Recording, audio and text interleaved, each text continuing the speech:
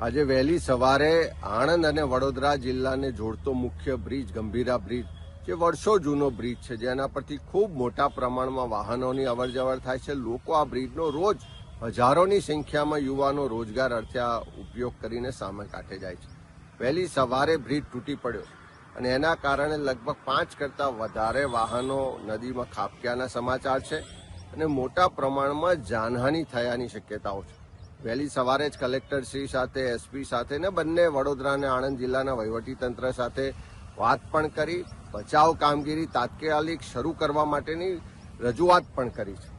પણ વારે વારે આવા બનાવો બને છે કેમ? પહેલી રજૂઆતો થાય કે આ બ્રિજની મરામત જરૂર છે, બ્રિજનું આયુષ્ય પૂર્ણ થઈ ગયું છે તો નવો બ્રિજ બનાવવાની જરૂર છે. બ્રિજ જો ભયજનક હોય તો એને બંધ કરવો જોઈએ, એની મરામત કરવી જોઈએ. સરકારી તંત્રની ગંભીર બેદરકારીને કારણે આ બનાવ બન્યો છે અને લોકોના જીવ ગયા છે.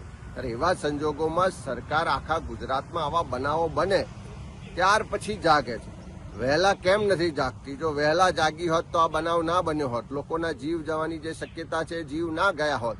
મને જે જાણકારી છે મુજબ મોટા પ્રમાણમાં લોકો નદીમાં ડૂબ્યા છે અને આ જે બનાવ બન્યો એના કારણે આખા વિસ્તારમાં અત્યારે ખૂબ ચિંતાનું વાતાવરણ છે. અમારા બધા જ કાર્યકરો, આગેવાનો, ત્યાં સ્થાનિકો પણ મદદમાં છે. પણ સરકારને ફરી મારી વિનંતી છે કે તાત્કાલિક એના માટેની એક્સપર્ટ બચાવ ટીમો મોકલવામાં આવે અને આખા બ્રિજ પરનો જે ટ્રાફિક છે એની વૈકલ્પિક વ્યવસ્થા કરવામાં આવે અને આની યોગ્ય તપાસ થાય. પણ પહેલી તાત્કાલિક જરૂરિયાત છે કે એની બચાવ કામગીરી